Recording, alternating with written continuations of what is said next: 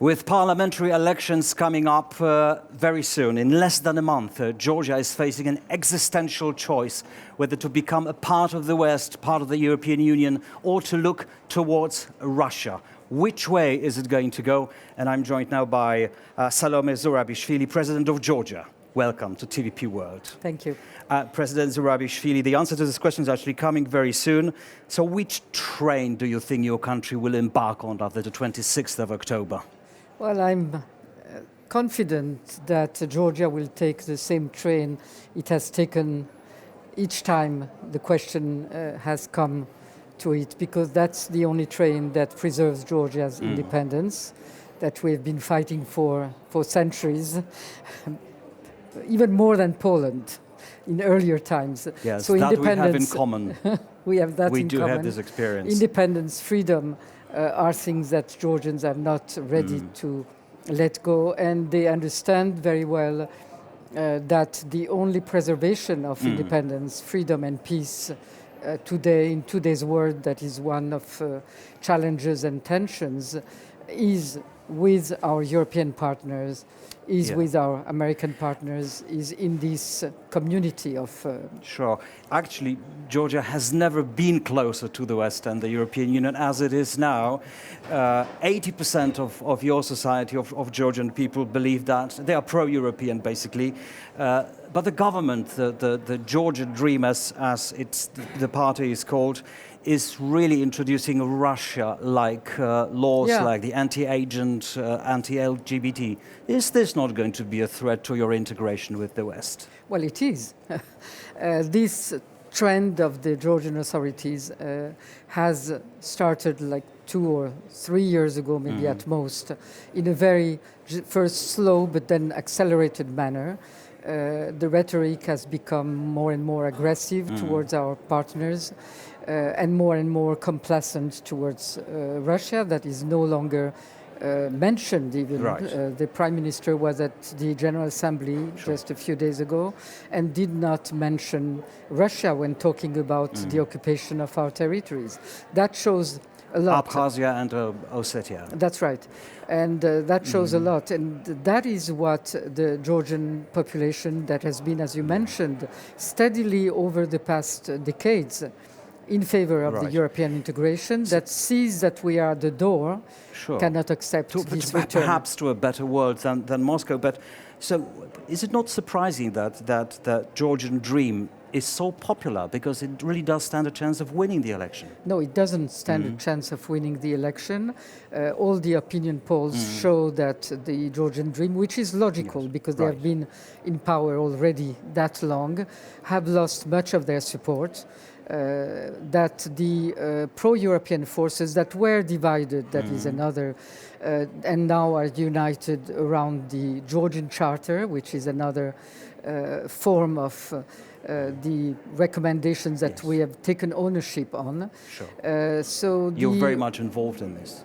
The ratio today is somewhere 60% to 40%, including frauds. All right. Because most of the people, when they answer the opinion polls, if they are a public servant or somewhere under pressure, they will not say that they are going to go and vote against. So for the figures, I'm quite confident. For the determination of the Georgian people not to lose its European chance, I'm quite confident. For the capacity of the authorities to try to fraud. Is there a feeling among Georgian people that this election will be really like a referendum pro-European or against? I think that's the way it's read, and that's why I think that the population is going to be mobilized. The young people that were on the streets that we've all seen in the months of March and are now voting for the first time, many of them, they're going to be free voters. And also the diaspora, 1 million of our citizens outside our borders, are very mobilized. And it's very interesting that the authorities are doing everything they can to prevent them from voting. Yes, it's not very unusual that divisions are growing in politics in my country, in other countries, in your countries too. But you actually accused your Prime Minister, Iraqi Kobikhadze, of treason. Very, very I accused... You did. You didn't. No. In May, in the Independence Day, I found a quote no, from no, you. no, that's not... He did. He did. He did, but you did as well. That's what the quote said. You didn't. No, I didn't. Right. I never used that word against anybody in the... but he did in front of the armed forces, which was very... problematic, including and especially for them. No, I didn't answer that, and I didn't have to answer because my speech was a speech to the Georgian population. But that's very preoccupying, this aggressivity in the political discourse is something that we have not seen in Georgia, despite polarization has been high, but not to that point. And the aggressivity has grown since the beginning of this year, with a very aggressive speech by Mr. Ivanishvili that accused our partners. Right. Is that aggressiveness working towards more unity within Georgian society, or quite the contrary? I think it's helpful. Okay. Because it's showing exactly the reality of it. Looks like it's very... what I'm saying, that's very Russian modus operandi, and that people can see because they've been exposed to that many years ago, so it's nothing very new for them. Right. About Russia, more than 2 years into the Russian invasion on Ukraine, does Georgia feel safer or less safe in terms of the neighborhood of Russians? Well, for us, we have been exposed. We have 2 territories that are occupied, where there are 2 military bases. One of them is 40 kilometers from Tbilisi, the capital. The delimitation line, the occupation line, is constantly moved by the Russians. Constantly, they are taking hostages, people that are walking over a line which they don't know where it passes. So we are living in the constant knowledge that Russia is there and Russia could do anything. Right. That has never affected the Georgian people's determination to move towards what they thought was their future, for one very good reason, because they know that on the other side of the line, that is European Union, NATO, there you're safe. Right. On this side of the line, you're never safe. They're actually planning to build a port in Abkhazia, aren't they? There are some pictures showing that things are actually happening there. There's some access to the port has been widened. What kind of threat do you think that may pose?